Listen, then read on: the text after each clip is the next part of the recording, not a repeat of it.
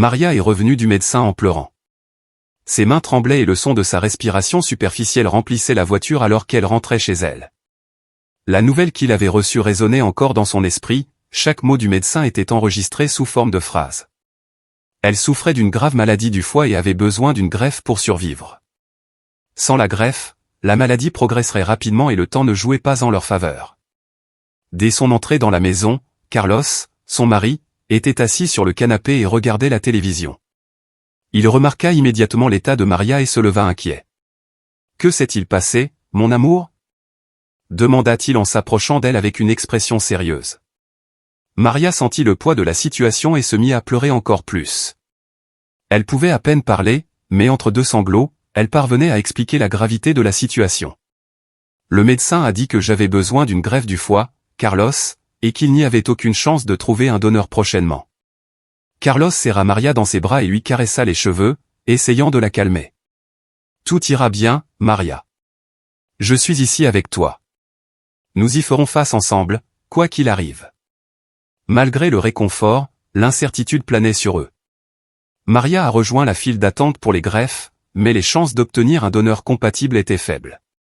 Le médecin a suggéré aux membres de la famille les plus proches de passer des tests de compatibilité, mais malheureusement aucun d'entre eux n'était compatible et l'espoir de Maria a commencé à s'estomper. « Et maintenant, docteur ?» a demandé Maria au prochain rendez-vous, la voix pleine de désespoir. « D'autres personnes peuvent-elles également se faire tester ? Des amis proches, par exemple ? Parfois, nous trouvons un donneur compatible en dehors du cercle familial immédiat. »« Oui, Maria, » répondit le médecin d'une voix calme et encourageante. Maria a décidé de suivre les conseils du médecin et a demandé à ses amis les plus proches, ainsi qu'à Carlos, de passer le test. L'attente des résultats était angoissante, mais finalement, un jour, le téléphone a sonné. C'était le médecin. « J'ai de bonnes nouvelles, Maria, » dit-il. « Votre mari Carlos est compatible. Il pourrait être le donateur dont vous avez besoin. » Maria ressentit une vague de soulagement et de bonheur. Il courut annoncer la nouvelle à Carlos, en lui tenant fermement les mains. Il semble que même dans cela, nous sommes des âmes sœurs. Carlos sourit, mais son sourire n'atteignit pas ses yeux. Il marmonna quelque chose d'inaudible et détourna le regard. Maria sentit une inquiétude lui serrer le ventre. Dans les jours qui suivirent, Maria remarqua que Carlos était plus distant. Il inventait des excuses pour éviter les rendez-vous chez le médecin et se montrait de plus en plus évasif lorsque le sujet de la greffe était évoqué. Elle essaya de ne pas trop y penser, pensant que c'était juste de la nervosité face à toute la situation. Cependant, un jour, en arrivant à la maison plus tôt que prévu, Maria entendit Carlos parler au téléphone. Elle s'arrêta dans le couloir, ne voulant pas écouter mais incapable de s'éloigner lorsqu'elle entendit prononcer son nom. « Je ne sais pas si j'aime assez Maria pour ça. » La voix de Carlos semblait fatiguée, presque comme s'il portait un fardeau. « Je veux dire, je tiens à elle, mais abandonner une partie de moi-même ? Je ne sais pas si je suis prêt pour ça. Et je pense demander le divorce.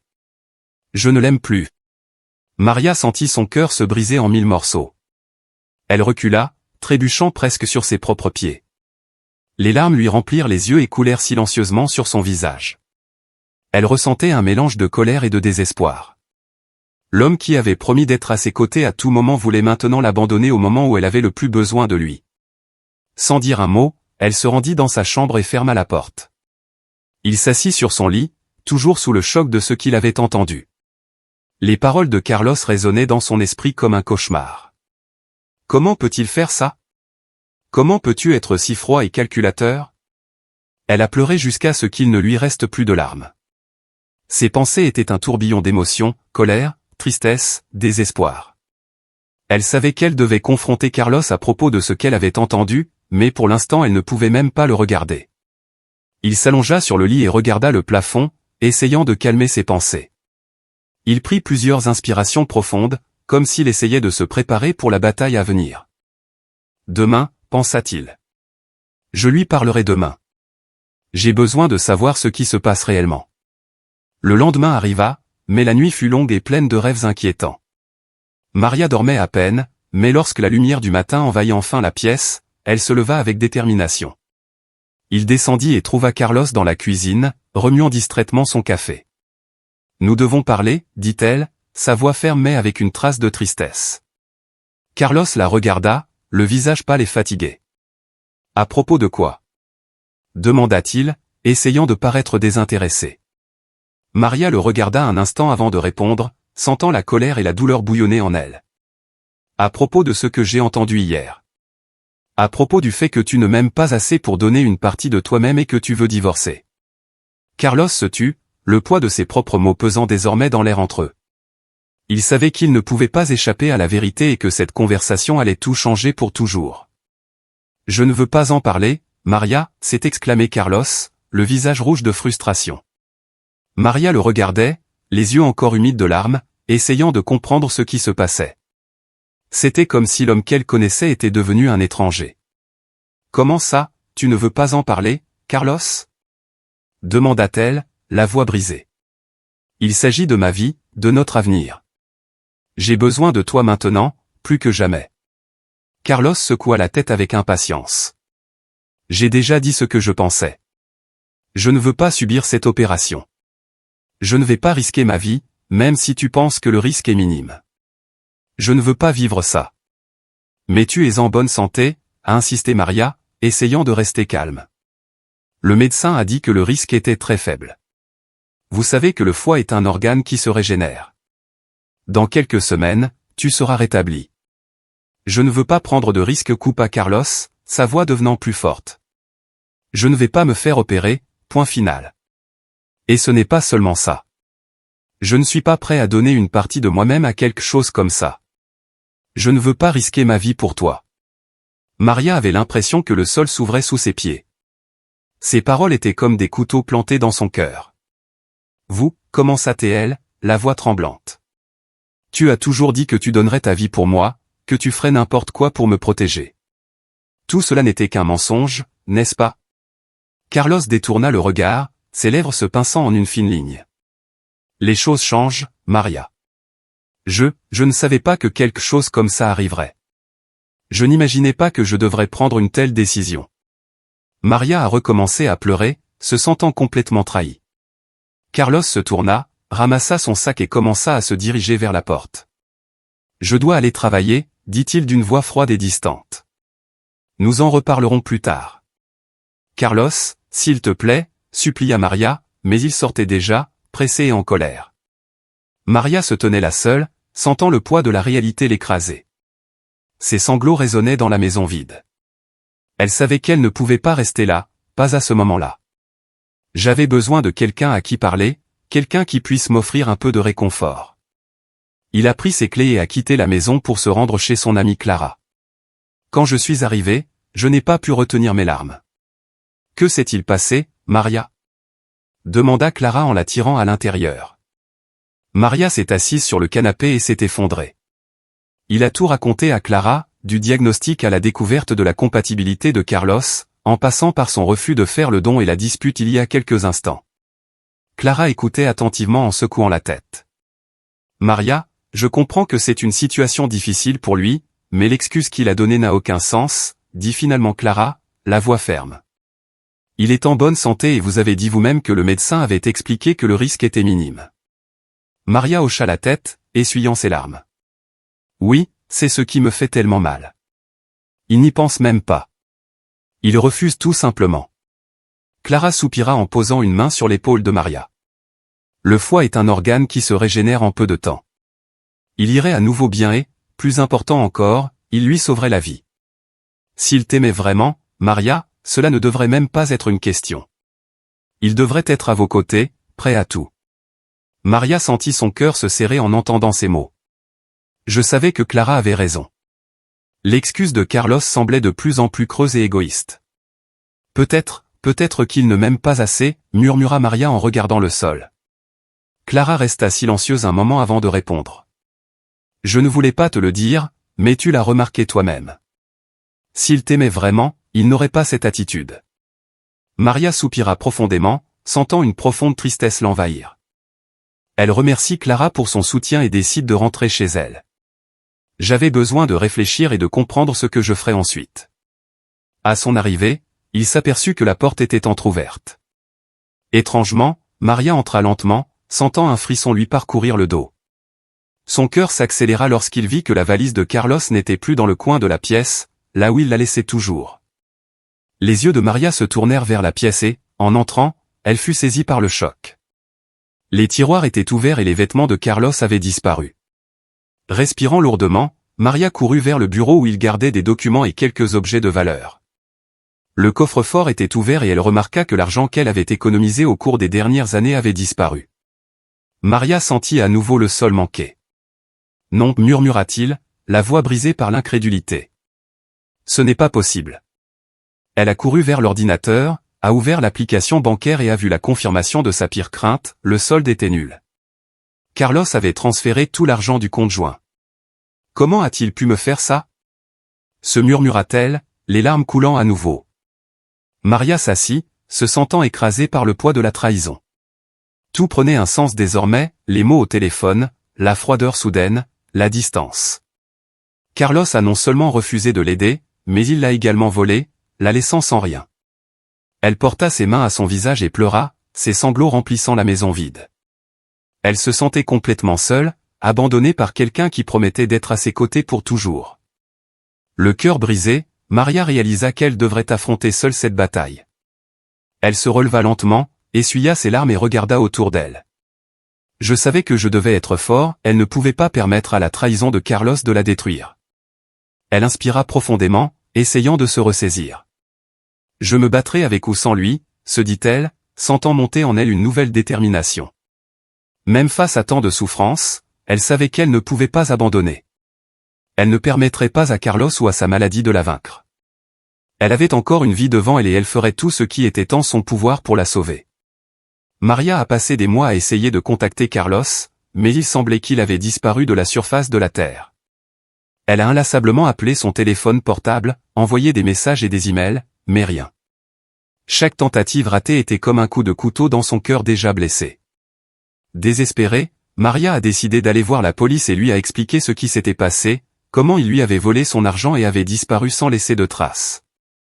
La police a ouvert un rapport de police, mais a rapidement fait comprendre que, sans indice concret, il serait très difficile de le localiser. Essayons, Madame Maria, mais malheureusement ces cas n'ont pas toujours une issue rapide, a déclaré l'un des policiers avec un ton qui se voulait réconfortant, mais qui n'a fait qu'augmenter le sentiment d'impuissance de Maria.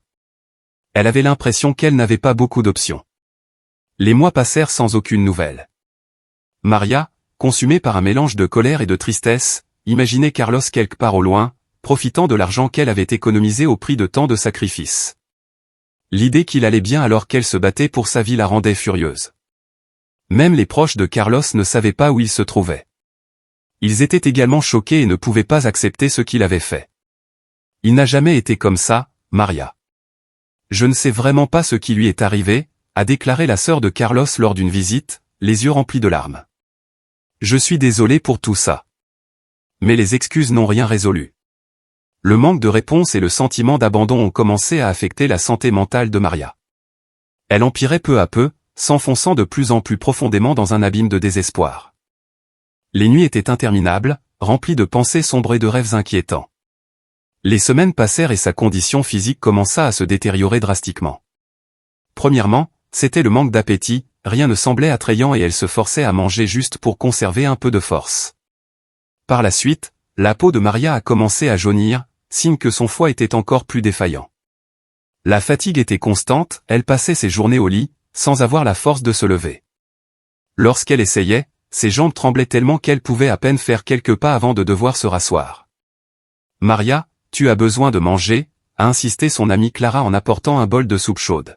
« Il faut être fort. » Maria secoua la tête, refusant, les larmes coulant sur son visage. Elle était fatiguée de se battre. Sans l'aide de ses amis et de ses proches, Maria ne savait pas ce qui lui serait arrivé. Ils s'occupaient d'elle à tour de rôle, lui apportaient de la nourriture, l'aidaient aux tâches ménagères et essayaient de lui garder le moral. Cependant, rien ne semblait fonctionner.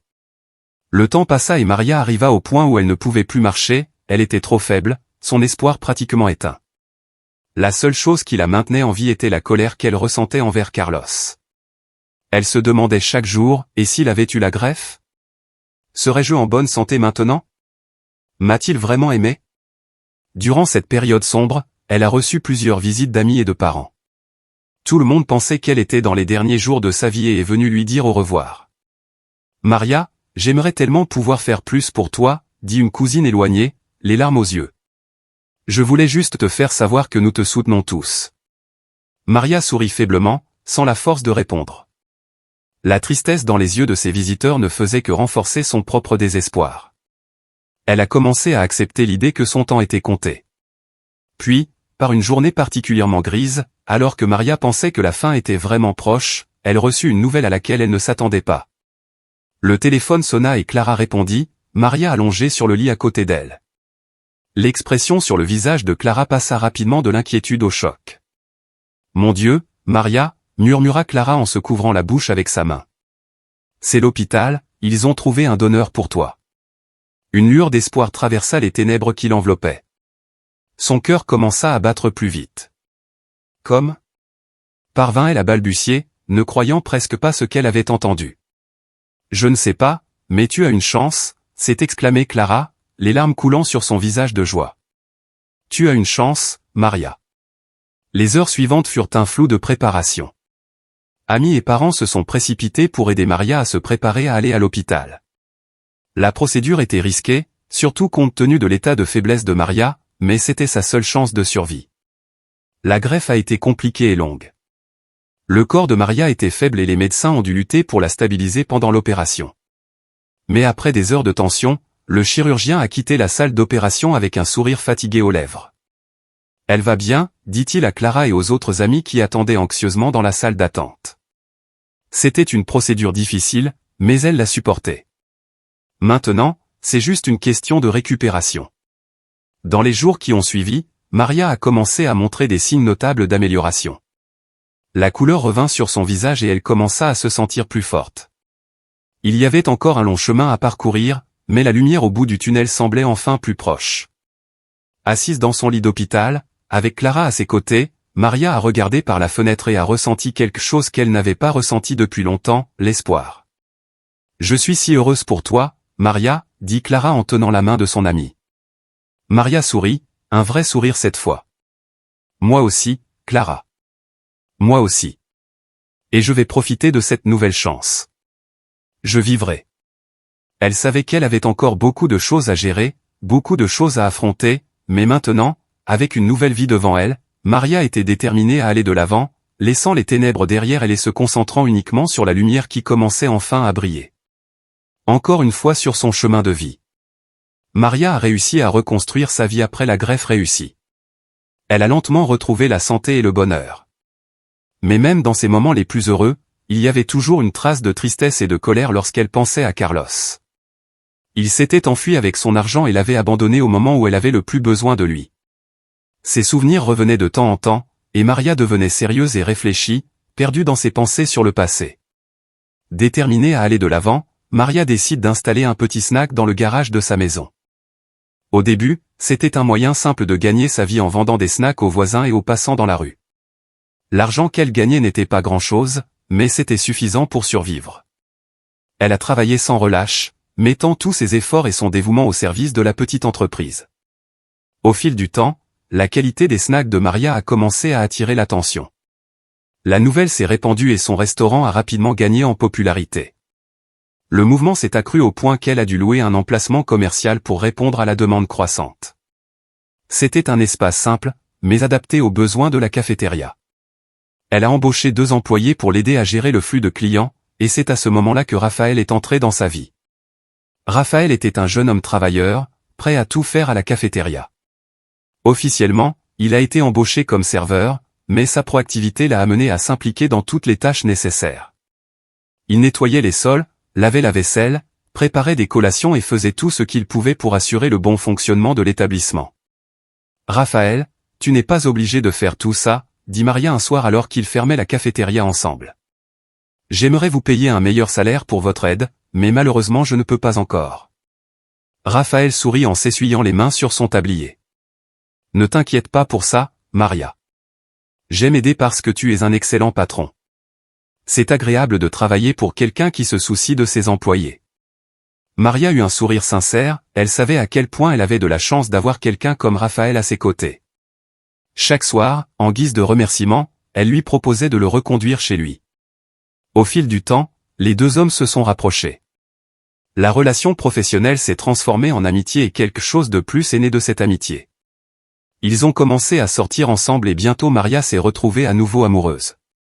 Raphaël était tout ce que Carlos n'a jamais été, attentif, dévoué et toujours prêt à la soutenir dans les bons comme dans les mauvais moments. Les années ont passé et Maria et Raphaël se sont mariés.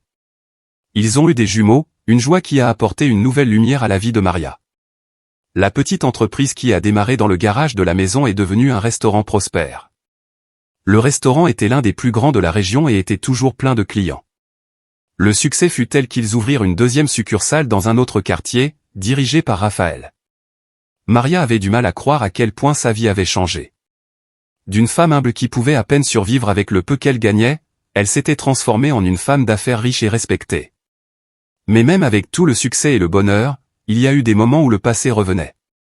Penser à Carlos et à ce qu'il avait fait avait encore un goût amer. Un jour, alors qu'elle examinait quelques notes de restaurant, Maria se retrouva à regarder par la fenêtre, perdue dans ses pensées.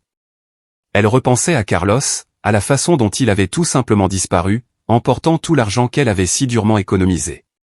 Raphaël, qui se trouvait dans le bureau voisin, entra et remarqua l'expression lointaine du visage de Maria. « Est-ce que tout va bien, mon amour ?» demanda-t-il en s'approchant. Maria cligna des yeux, revenant au présent, et sourit légèrement à Raphaël. « Oui, je pensais juste. » Elle hésita, mais décida d'être honnête. « Je pense à Carlos et à ce qu'il a fait. » Raphaël hocha la tête, comprenant. Il savait que malgré tout ce qu'ils avaient construit ensemble, il y avait des cicatrices qui ne disparaîtraient jamais complètement. « Je sais que c'est difficile à oublier, » dit-il en posant sa main sur son épaule, « mais regarde où tu en es maintenant. Vous avez construit tout cela avec vos propres forces, sans dépendre de personne. Carlos t'a peut-être blessé, mais il n'a pas pu détruire qui tu es. » Maria soupira et acquiesça. « Tu as raison, c'est juste que parfois il est difficile de ne pas penser à la façon dont les choses auraient pu être différentes. » Raphaël la serra dans ses bras, lui offrant du réconfort. « Je sais, et tu as parfaitement le droit de ressentir cela. Mais l'important est que vous l'ayez surmonté, que vous ayez trouvé une nouvelle chance de bonheur. Nous avons notre famille, nos amis et tout ce que nous avons construit ensemble. » Maria sourit, sentant la chaleur de l'étreinte de Raphaël. Il savait toujours quoi dire pour qu'elle se sente mieux. « Merci, Raphaël. Je suis vraiment reconnaissant pour tout ce que nous avons. » Raphaël déposa un doux baiser sur son front. « C'est moi qui ai de la chance, Maria.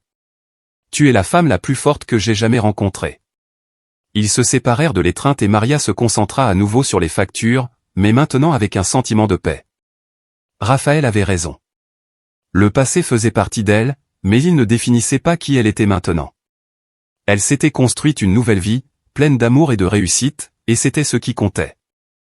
Cependant, la nuit, quand tout était calme et que les enfants dormaient, Maria regardait parfois le plafond, ses pensées revenant à Carlos.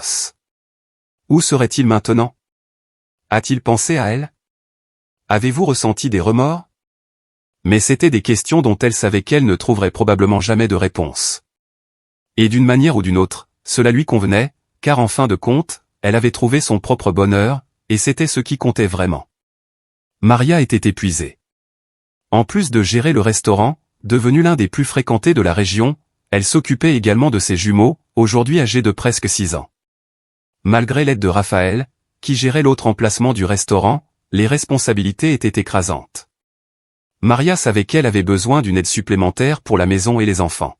« Raphaël, je pense que nous devons embaucher une nounou et une femme de ménage, » dit-elle un soir alors qu'ils étaient assis à la table de la cuisine.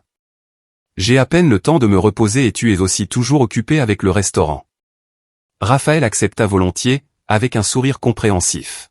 « Je pensais la même chose, Maria. Nous aurions dû le faire il y a longtemps.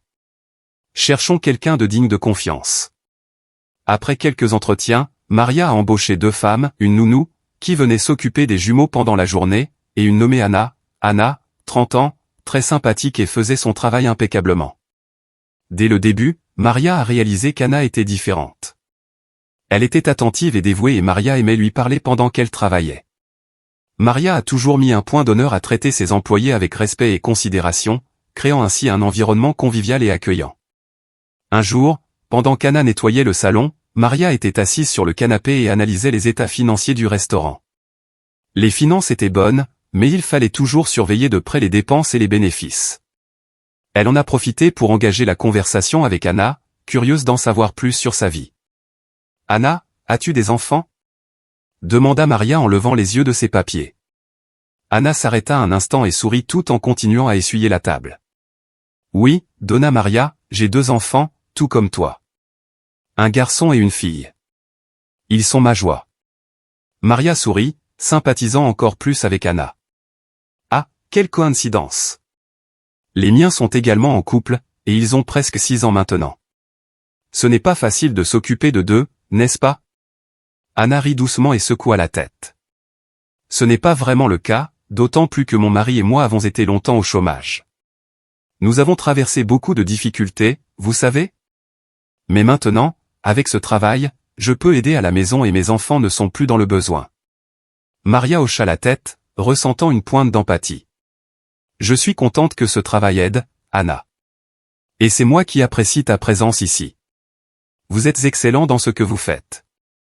J'ai de la chance d'avoir trouvé quelqu'un d'aussi engagé. » Anna sourit, visiblement touchée par les paroles de Maria. « Merci, donna Maria. Cela signifie beaucoup d'entendre ça. » Les mois passèrent et la proximité de Maria avec Anna et les autres employés grandit chaque jour. Elle aimait entretenir une relation d'amitié et de confiance avec tous ceux qui travaillaient pour elle. À l'approche du 6e anniversaire des jumeaux, Maria a commencé à planifier une grande fête. Il voulait quelque chose de spécial pour ses enfants, un événement dont ils se souviendraient pendant des années. « Raphaël, je réfléchissais, » dit Maria pendant qu'il préparait le dîner. « Je veux organiser une grande fête pour les garçons. Louer un buffet avec un bon espace, inviter beaucoup de monde, surtout ceux avec des enfants, pour que tout le monde puisse s'amuser. » Raphaël eut un sourire approbateur. « Je pense que c'est une excellente idée, mon amour. Ce sera amusant pour les garçons et ils adoreront avoir leurs amis autour. » Enthousiasmée, Maria a commencé à dresser la liste des invités. Elle souhaitait inclure sa famille, ses amis proches et, bien sûr, ses employés. Il a décidé d'inviter Anna personnellement, sachant que ce serait une bonne occasion pour Anna et ses enfants de s'amuser. À la fin de la journée, Maria a trouvé Anna dans le salon, en train de nettoyer les meubles. Elle s'approcha avec un sourire chaleureux. « Anna, j'aimerais t'inviter à l'anniversaire de mes enfants le week-end prochain, » dit Maria. « Vous pouvez amener vos enfants et qui vous voulez. Ça va être une grande fête, avec du gâteau, des collations, tout ce que tu veux. » Anna, surprise et visiblement émue, arrêta ce qu'elle faisait et regarda Maria. « Vraiment, donna Maria ? Waouh, je serais tellement heureux d'y aller. Mes enfants adoreraient ça. » « Bien sûr, » répondit Maria avec enthousiasme. « Ce sera une fête pour que les enfants s'amusent. Plus il y en a, plus on est de fous. » Anna sourit, visiblement touchée par l'invitation. « Merci beaucoup, donna Maria. Je vais certainement me présenter avec mes enfants. Ils vont adorer. » Au fil du temps, les préparatifs de la fête ont pris forme. Maria a loué un buffet avec un grand espace pour accueillir tous les enfants et leurs parents. L'endroit était décoré de ballons colorés et disposait d'une aire de jeu, ce qui serait certainement le point fort des plus petits. Le jour de la fête, la place était pleine de rire et de joie. Les enfants couraient d'un côté à l'autre, jouant sur les toboggans et les jeux gonflables installés spécialement pour l'événement. Les adultes se sont réunis en petits groupes, discutant et dégustant des collations et des friandises. Anna est arrivée avec ses enfants et Maria les a accueillis avec un sourire chaleureux. « Je suis content que tu sois venu. »« Et ce doivent être vos enfants ?» dit Maria en se penchant pour saluer les enfants. « Oui, c'est Sophia et voici Lucas » répondit fièrement Anna. Les enfants sourirent timidement, mais rejoignirent bientôt les autres, attirés par l'excitation qui les entourait. « J'apprécie vraiment l'invitation » donna Maria. « C'est une joie pour eux d'être ici » a déclaré Anna. « Je suis heureuse que vous soyez venus » répondit sincèrement Maria. « Vous faites partie de notre famille ici et c'est formidable de voir les petits s'amuser autant. » Alors que la fête se poursuivait, Maria regardait ses enfants jouer et ressentait un élan de bonheur. Le passé la hantait encore de temps en temps, mais des moments comme ceux-ci lui rappelaient tout ce qu'elle avait accompli et combien sa vie avait changé pour le mieux. Maria regarda Raphaël de l'autre côté de la pièce, en train de parler à des amis, et sourit. Il le remarqua et lui rendit son sourire, levant son verre pour lui porter un toast silencieux. Quelques minutes plus tard, Anna s'est approchée de Maria avec un sourire aux lèvres, tenant la main d'un homme qui venait d'arriver. « Donna Maria, je voudrais vous présenter mon mari. » « Il vient d'arriver, » dit Anna avec enthousiasme. « C'est Carlos. » Lorsque l'homme à côté d'Anna leva les yeux pour la saluer, le sang de Maria se glaça. Son visage devint pâle comme du papier. C'était lui, Carlos, son ex-mari. L'homme qui l'avait abandonnée au moment où elle en avait le plus besoin, s'enfuyant avec son argent et la laissant au bord de la mort. Carlos avait l'air aussi choqué que Maria, ses yeux s'écarquillèrent et il resta immobile, la main toujours tendue en l'air, incapable de cacher sa surprise. « Quoi ?» commença Carlos, mais Maria ne le laissa pas finir. D'un mouvement rapide, elle attrapa le verre de soda qu'elle tenait à la main et lui jeta tout le contenu au visage. Anna cria d'effroi, reculant sans comprendre ce qui se passait. « Escroc !» cria Maria tremblante de rage. « Maintenant, tu vas payer pour tout ce que tu as fait, Carlos. » Carlos leva les mains, essayant de se protéger de l'attaque soudaine. Son visage était mouillé et son expression de choc était visible. « Maria, s'il te plaît, calme-toi » essaya-t-il de se calmer d'une voix tendue. Anna, perplexe, regardait tour à tour Maria et Carlos, ne sachant que faire, elle n'avait jamais vu son patron comme ça. « Que se passe-t-il, Donna Maria ?» demanda Anna, sa voix tremblante de peur et de confusion. Maria se tourna vers Anna, les yeux toujours brûlants de fureur. « Tu es virée, Anna !» cria-t-il, sans se soucier de qui l'entendait. « Emmenez vos enfants et sortez d'ici !» Anna se mit à pleurer, les larmes coulant sur son visage alors qu'elle essayait de comprendre ce qui se passait. « Mais je n'ai rien fait !» balbutia-t-elle, désespérée. Maria, sans patience pour les explications, a fait signe aux gardes de sécurité de l'événement. « Expulsez cette femme et ses enfants. Et faites sortir cet homme d'ici aussi, » ordonna-t-il en désignant Carlos. Carlos, voyant que la situation empirait rapidement, essaya d'argumenter. « Maria, s'il te plaît, parlons-en », mais avant qu'elle puisse continuer, d'autres invités, de l'autre côté de la pièce, ont commencé à remarquer la confusion. Raphaël accourut. « Que se passe-t-il ici ?» demanda-t-il en regardant Maria, Carlos puis Anna. Maria désigna Carlos, la voix pleine de colère et de douleur. « C'est Carlos. Mon ex-mari, l'homme qui m'a abandonné et m'a volé tout mon argent. » Raphaël posa une main sur son épaule, essayant de la calmer. « S'il vous plaît, calmez-vous, nous allons résoudre ce problème d'une autre manière. »« Non !» cria Maria en l'interrompant. « Je sais où tu vis maintenant, Carlos, et tu paieras pour tout ce que tu m'as fait. » Carlos, réalisant que la situation devenait incontrôlable, regarda Maria sans savoir quoi dire. « Maria, je ne savais pas. »« Menteur !» cria Maria en l'interrompant à nouveau. « Tu as toujours été un menteur. » La confusion a attiré l'attention des invités, qui ont commencé à chuchoter entre eux, formant un cercle autour de la scène. Raphaël, réalisant que la situation devenait incontrôlable, regarda les gardes de sécurité. « S'il vous plaît, escortez-les tous les deux » dit-il calmement mais fermement. Les gardes de sécurité se sont déplacés rapidement, prenant Carlos et Anna par les bras et commençant à les conduire vers la sortie. Anna continuait de pleurer tandis que Carlos gardait son regard fixé sur Maria, son visage mêlé de peur et de regret. « Maria, s'il te plaît » essaya-t-il à nouveau, mais fut interrompu par la porte qui se fermait derrière lui. Maria, toujours tremblante de colère, regarda autour d'elle et vit les visages confus des invités. Elle inspira profondément, essayant de retrouver son calme. « Accélérons les félicitations » dit-elle à Raphaël. « Je veux que cette fête se termine bientôt. » Raphaël hocha la tête, toujours inquiet de l'état émotionnel de Maria, mais obéit. Il a rassemblé les invités et, quelques minutes plus tard, ils ont chanté joyeux anniversaire aux jumeaux qui, malgré la confusion, étaient excités et heureux. Cependant, Maria pouvait à peine se concentrer sur la joie de ses enfants, son esprit était plein de projets de vengeance. Lorsque la fête s'est finalement terminée, Maria a rapidement dit au revoir aux invités, les remerciant machinalement de leur présence. Dès le départ du dernier invité, elle rentra chez elle avec Raphaël et les enfants. De retour à la maison, Maria se rendit directement dans sa chambre, ferma la porte et se jeta sur le lit en se mettant à pleurer de rage. Raphaël entra juste derrière, assis à côté d'elle. « Maria, je sais que c'est difficile » commença-t-il d'une voix douce. « Mais nous devons réfléchir calmement. Calme? Répondit-elle en levant la tête et en le regardant avec les yeux rouges d'avoir pleuré. Tu ne comprends pas, Raphaël. Il a détruit ma vie et maintenant il apparaît ici comme si de rien n'était. Raphaël soupira en passant une main dans ses cheveux.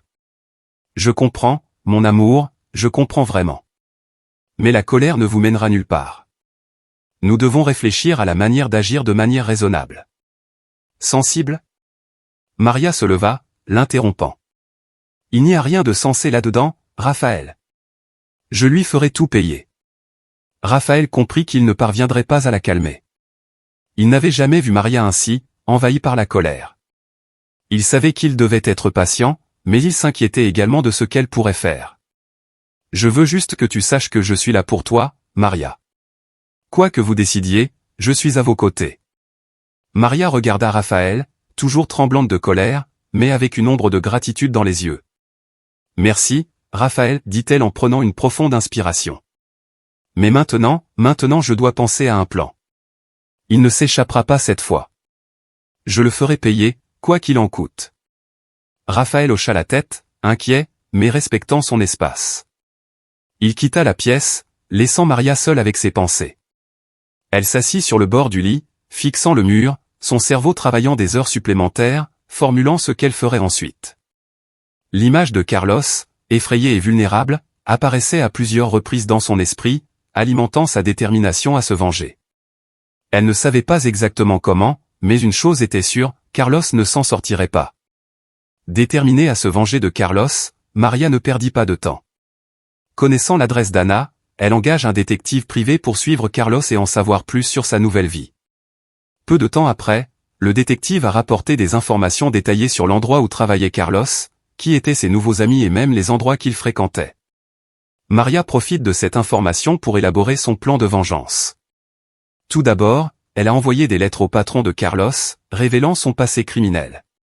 Non contente d'envoyer des lettres, Maria s'est rendue personnellement au travail de Carlos, a parlé à ses supérieurs et a présenté des preuves des affaires pénales auxquelles il était confronté.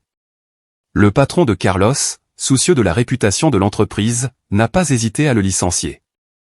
Mais cela ne suffisait pas à Maria, elle en voulait plus. Déterminée à ruiner la vie de Carlos, Maria a contacté le propriétaire de la maison où Carlos vivait avec Anna et leurs enfants. Elle a fait une offre généreuse d'acheter la maison contre de l'argent, un montant que le propriétaire ne pouvait pas refuser. Dès que la transaction a été finalisée, Carlos et sa famille ont été expulsés, sans nulle part où aller. Maria se sentit satisfaite pendant un bref instant, croyant qu'elle obtenait enfin la vengeance qu'elle désirait si désespérément. Cependant, Raphaël, observant les agissements de sa femme, était profondément inquiet. Je savais que la colère de Maria devenait incontrôlable. Maria, nous devons parler, dit un soir Raphaël, d'un ton sérieux. Je ne te reconnais plus. Vous êtes aveugle de rage. Acheter leur maison? C'était fou. Maria souffla, croisant les bras sur la défensive. Raphaël, j'ai pu acheter la maison. Maintenant, je suis riche, je peux faire ce que je veux avec mon argent. Raphaël soupira profondément, visiblement déçu. Être riche ne te rend pas meilleur, Maria. Vous vous perdez. Et qu'as-tu fait d'Anna et des enfants? Ils ne sont pas responsables de ce que Carlos a fait. Vous faites souffrir des innocents à cause de votre vengeance. Les paroles de Raphaël frappèrent Maria comme un coup dur. Elle resta silencieuse, pensant à ce qu'il avait dit. Au fond, il savait qu'il avait raison à propos d'Anna. Il regrettait amèrement la façon dont il s'était comporté envers elle le jour de la fête. Cependant, lorsqu'il s'agissait de Carlos, elle n'éprouvait aucun remords. Je promets que j'essaierai de changer, dit finalement Maria, la voix un peu hésitante. Je sais que j'en ai peut-être exagéré avec Anna, mais avec Carlos, je ne peux pas laisser ça passer. Raphaël hocha la tête, même s'il y avait toujours de l'inquiétude dans ses yeux. Je l'espère, Maria. J'espère que vous ne vous perdrez pas sur ce chemin. Déterminée à réparer une partie des dégâts qu'elle avait causés, Maria voulait rendre visite à Anna pour s'excuser, mais elle n'avait aucune idée de l'endroit où se trouvait Anna maintenant. C'est alors qu'elle pensa au détective, il aurait également pu localiser Anna. L'adresse en main, Maria s'est rendue au nouvel endroit où vivaient Anna et ses enfants. Il s'agissait d'un simple ensemble de kitchenettes et l'état précaire des lieux était évident. Les murs s'écaillaient et une odeur de moisissure flottait dans l'air. Lorsqu'elle frappa à la porte, Maria sentit une boule dans sa gorge. Quand Anna ouvrit la porte et vit Maria debout, son visage se durcit immédiatement. « Que veux-tu » demanda Anna, la voix pleine de méfiance et de colère. Maria déglutit difficilement, sentant le poids du regret. « Anna, je suis venue m'excuser. Je sais que ce que j'ai fait était terrible et injuste. Je ne pensais pas clairement. » Anna a essayé de fermer la porte au nez de Maria, mais elle a posé le pied sur la porte, insistant. « S'il vous plaît, laissez-moi vous expliquer. » Avant qu'Anna ait pu répondre, un de ses fils est apparu à la porte. Il était pâle, visiblement maigre et son regard était fatigué. Maria ressentit un pincement au cœur, elle savait qu'elle avait contribué à cette situation. La culpabilité était comme une lourde pierre sur sa poitrine. « Il est malade, » dit Anna, sa voix maintenant plus douce, mais toujours avec une pointe de douleur. « Depuis que nous avons été expulsés, la situation n'a fait qu'empirer. » Maria prit une profonde inspiration, essayant de contrôler ses émotions. « Anna, je ne savais pas que Carlos était avec toi. Quand je l'ai vu, j'ai perdu le contrôle. J'ai agi par colère, mais maintenant je vois que je n'ai pas pensé aux conséquences pour vous et vos enfants. Carlos m'a abandonné alors que j'étais sur le point de mourir, et quand je l'ai vu là-bas. » Maria s'arrêta, les larmes commençant à couler sur son visage. « Je veux juste aider maintenant. En vérité. » Anna la regarda, méfiante, mais aussi trop épuisée pour discuter. « Pour aider ? Comment comptez-vous procéder » demanda-t-il en croisant les bras. Maria essuya ses larmes et prit une profonde inspiration. « Je t'ai trouvé un travail, un endroit bien payé et qui offre une garderie pour les enfants. Et je paierai leurs soins de santé. Je veux faire ce que je peux pour réparer ce que j'ai fait. » Anna resta silencieuse pendant un long moment, visiblement aux prises avec ses émotions. Finalement, elle hocha la tête, l'expression de son visage s'adoucissant un peu. « Si tu veux vraiment aider, Maria, j'accepte. Pas pour moi, mais pour mes enfants. Ils ne méritent pas de souffrir plus qu'ils ne souffrent déjà. » Maria ressentit un soulagement soudain mêlé à une culpabilité persistante. « Je te le promets, Anna, je ferai tout ce que je peux pour t'aider. » Anna hocha légèrement la tête, gardant toujours un air prudent. Maria a vu une étincelle d'espoir dans ses yeux.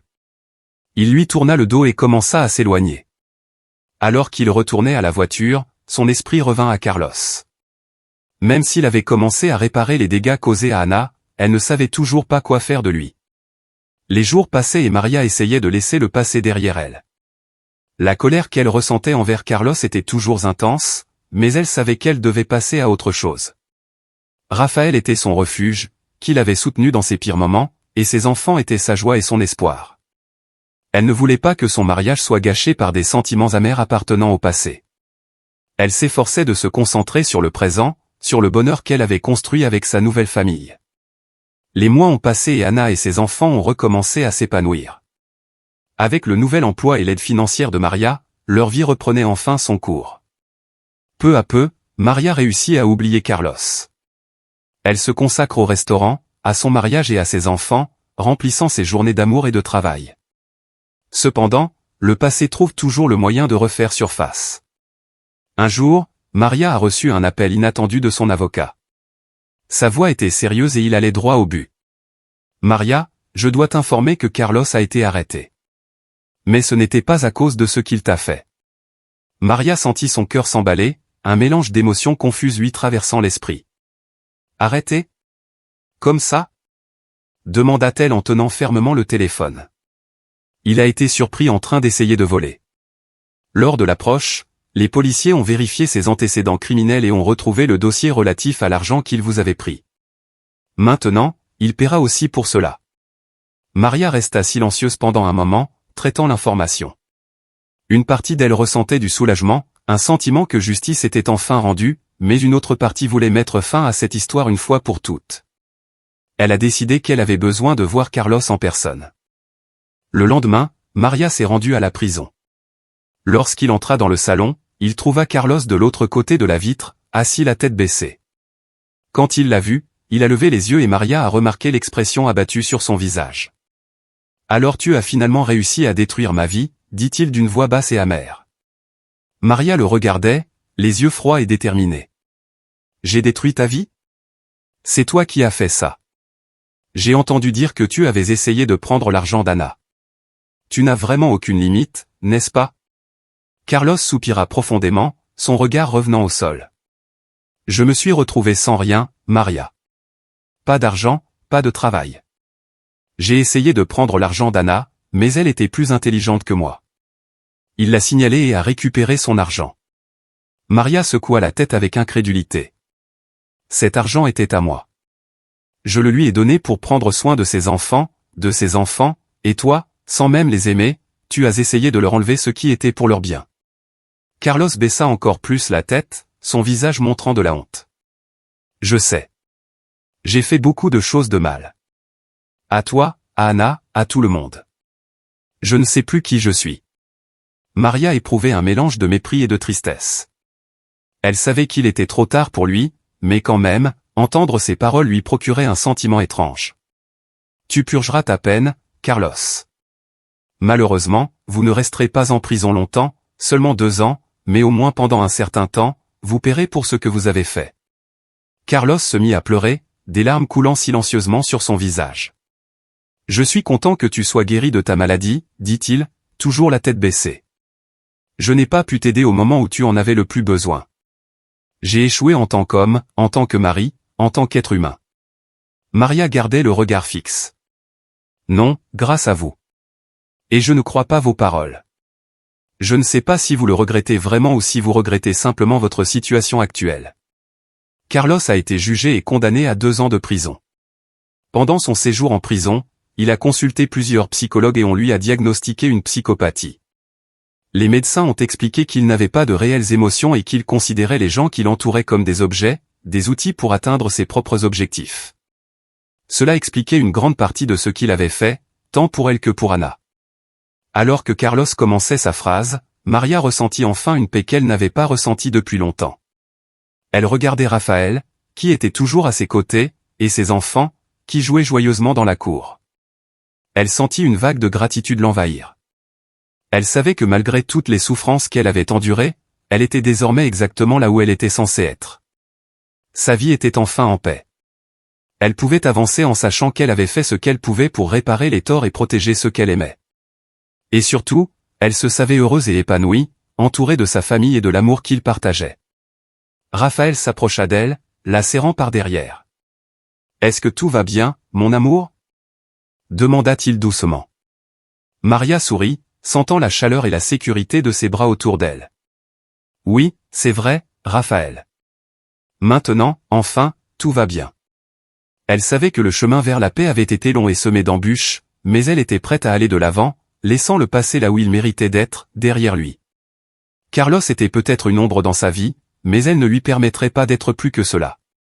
En regardant vers l'avenir, Maria savait qu'elle était sur la bonne voie.